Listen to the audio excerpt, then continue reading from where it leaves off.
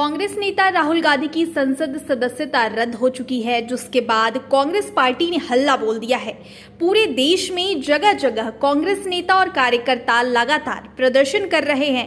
दिल्ली के राजघाट पर कांग्रेस पार्टी के राष्ट्रीय महासचिव प्रियंका गांधी के नेतृत्व में पार्टी ने सत्याग्रह शुरू किया, तो वहीं उत्तर प्रदेश की राजधानी लखनऊ में कांग्रेस पार्टी के नेता व कार्यकर्ताओं ने भी शहीद स्मारक पर संकल्प सत्याग्रह शुरू कर दिया है। शहीद स्मारक पर चल रहे संकल्प सत्याग्रह का नेतृत्व उत्तर प्रदेश कांग्रेस के प्रदेश अध्यक्ष बृजलाल खाबरी और नेता विधानमंडल दल आराधना मिश्रा मोना कर रहे हैं। इसके अलावा प्रांतीय अध्यक्ष नसीमुद्दीन सिद्दीकी, नकुल दुबे, पूर्व एमएलसी व कांग्रेस नेता दीपक सिंह समेत बड़ी संख्या में कांग्रेस के नेता और कार्यकर्ता मौजूद रहे।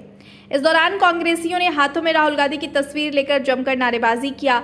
सत्याग्रह के दौरान कांग्रेस पार्टी के नेता और कार्यकर्ता लगातार गांधी हम शर्मिंदा है, तेरे कातिल जिंदा है के नारे लगा रहे हैं। कांग्रेस पार्टी की तरफ से कहा गया कि हम बापू की राह के अनुगामी हैं, इतिहास साक्षी है। हमारे सत्याग्रह के आगे ब्रिटिश शासन को भी झुकना पड़ा, फिर भी सत्तालोभी कायरताना शाह की क्या मजाल। इस लाइन को कांग्रेस पार्टी की तरफ से सोशल मीडिया पर भी प्रसारित किया जा रहा है। ये सदस्यता रद्द करने के पीछे जो मकसद था, जो मोटिव था, वो स्पष्ट है। 7 फरवरी को राहुल जी सवाल पूछते हैं सदन में मोदी जी से, प्रधानमंत्री जी से, कि उनके और अडानी जी के क्या रिश्ते हैं। कितनी बार मोदी जी अडानी जी के साथ विदेश यात्रा पे गए, कितनी बार अडानी जी के कंपनी को भारतीय जनता पार्टी और सरकार ने मदद करी। आज क्या वजह है कि ज़्यादा से ज़्यादा एयरपोर्ट, पोर्ट्स और बड़े बड़े संगठन अडानी जी की कंपनियों को दे दिए जा रहे हैं। क्या रिश्ता है मोदी जी का अडानी जी से?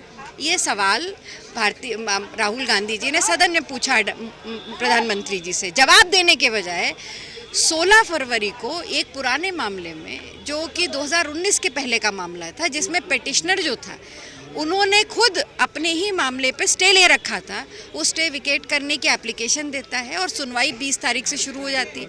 20 फरवरी से 20 मार्च के बीच में फास्ट ट्रैक कोर्ट में वो सुनवाई पूरी की जाती है और 23 तारीख को राहुल जी के खिलाफ मैक्सिमम कन्विक्शन जो 2 साल का था वो दे दिया जाता है, क्योंकि ये सबको मालूम है कि अगर 2 साल का कन्विक्शन होगा तो वो चुनाव नहीं लड़ सकते।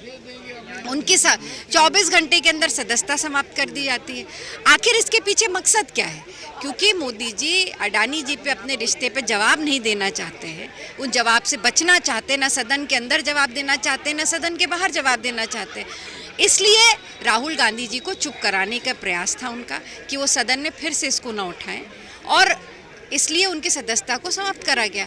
हम अपनी कानूनी लड़ाई जारी रखेंगे, हमें अपनी न्यायपालिका पे पूरा भरोसा है, और आने वाले समय में हम जनता के बीच में भी इस सत्याग्रह के माध्यम से जाएंगे, और जनता भी आज नहीं तो कल मोदी जी से उनके और अडानी जी के रिश्तों पर सवाल जरूर पूछेगा। हम ये वो हथियार सत्याग्रह हमारा है, जिस सत्याग्रह के माध्यम से महात्मा गांधी जी ने देश से गोरों को भगाया था। राहुल गांधी जी की अगुवाई में सत्याग्रह देश के उन काले चोरों को भगाने के लिए है, जो काले चोर देश की संपत्ति, देशवासियों की संपत्ति एक व्यापारी अडानी के हाथ में बेच रहे हैं, देश के लोगों को, देशवासियों को कमजोर कर रहे हैं और अडानी जैसे व्यापारी को मजबूत कर रहे हैं। ये सत्याग्रह उनके खिलाफ है। ये सत्याग्रह उसलिए है कि हमारे सांसद, हमारे नेता राहुल गांधी जी को जिस तरह से मात्र 1 महीने के अंदर डिस्क्वालीफाई किया गया है, ये सत्याग्रह उसके खिलाफ है। लोकतंत्र और संविधान की रक्षा के लिए हम बैठे हैं। हम बैठे इसलिए हैं कि भारतीय जनता पार्टी का नेतृत्व जवाब देगा कि उनका मालिक देश है, देश ने सरकार को चुना था या अडानी ने सरकार को चुना था, जिसके इशारे पर देश को गिरवी रखा जा रहा है, बेचा जा रहा है।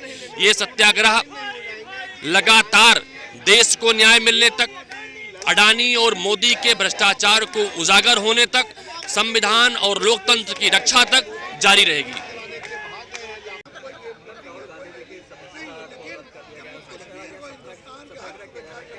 देखिए, जिस तरीके से देश में लोकतंत्र की हत्या हो रही है, यही इसका सबूत है कि आज अलोकतांत्रिक तरीके से राहुल जी की सदस्यता को खत्म कर दिया गया है।